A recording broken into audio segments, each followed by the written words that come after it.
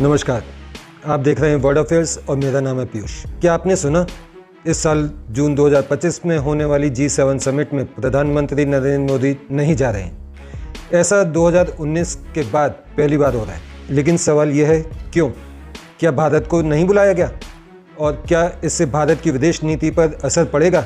इस वीडियो में हम बताएंगे G7 समिट की पूरी कहानी 2014 से 2025 तक। G7 यानी कि ग्रुप ऑफ 7 दुनिया के 7 सबसे बड़ी विकसित और लोकतांत्रिक अर्थव्यवस्थाओं का समूह है G7। इसमें हैं USA, UK, Canada, France, Germany, Italy and Japan, और यूरोपीय यूनियन यानी कि यूरोपीय संघ को इसमें एज अ गेस्ट बुलाया जाता है। G7 की स्थापना 1975 में हुई थी। G7 का मकसद है वैश्विक अर्थव्यवस्था, सुरक्षा, जलवायु और तकनीकी सहयोग जैसे विषयों पर सहयोग और नेतृत्व देना। भारत इसका सदस्य नहीं है, लेकिन उसे कई बार अतिथि देश के रूप में बुलाया गया है।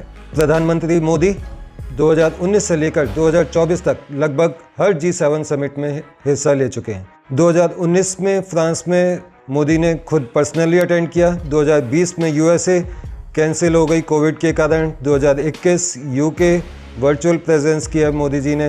2022 जर्मनी में हुई समिट, उसमें पर्सनली पार्टिसिपेट किया। 2023 जापान में और 2024 इटली में। हर बार भारत को बतौर गेस्ट नेशन बुलाया गया। इससे भारत की वैश्विक छवि को मजबूती मिली। इस साल 2025 इसी महीने जून में G7 कनाडा में हो रही है, लेकिन प्रधानमंत्री मोदी इसमें हिस्सा नहीं ले रहे हैं।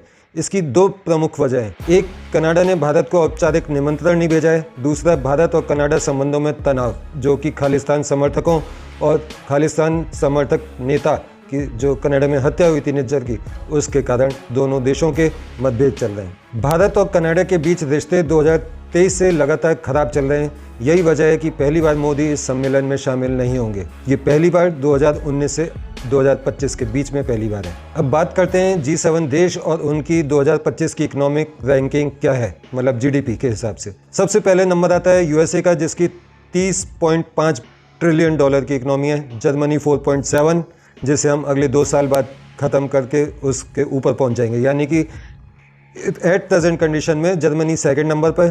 3rd जापान, जिसको अभी हाल ही में हमने क्रॉस किया। फिर UK, फिर फ्रांस, फिर इटली और कनाडा।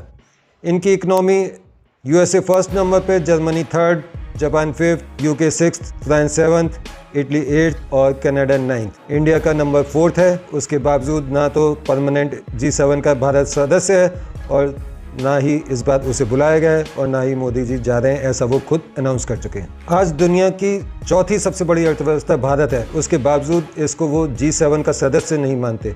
लेकिन समय बदल रहा है। भारत की बढ़ती हुई अर्थव्यवस्था और वैश्विक भूमिका को देखते हुए कई एक्सपर्ट्स कहते हैं कि भारत को G7 का सदस्य बनाना इस समय की मांग है। लेकिन क्या G7 इसे स्वीकार करेगा? क्या भारत को G7 प्लस में शामिल किया जाएगा? तो दोस्तों, ये थी G7 समिट की पूरी कहानी भारत के नज़रिए से। क्या भारत को G7 में स्थायी सदस्यता मिलनी चाहिए? क्या मोदी का ना जाना विदेश नीति में बदलाव का संकेत है? आपके विचार हमें कमेंट्स में ज़रूर बताएं। वीडियो को लाइक करें, शेयर करें और ऐसे ही गहराई से विश्लेषण पाने के लिए चैनल को सब्सक्राइब करना ना भूलें। मिलते हैं अगले वीडियो में किसी नई अपडेट के साथ। तब तक के लिए नमस्कार, जय हिंद।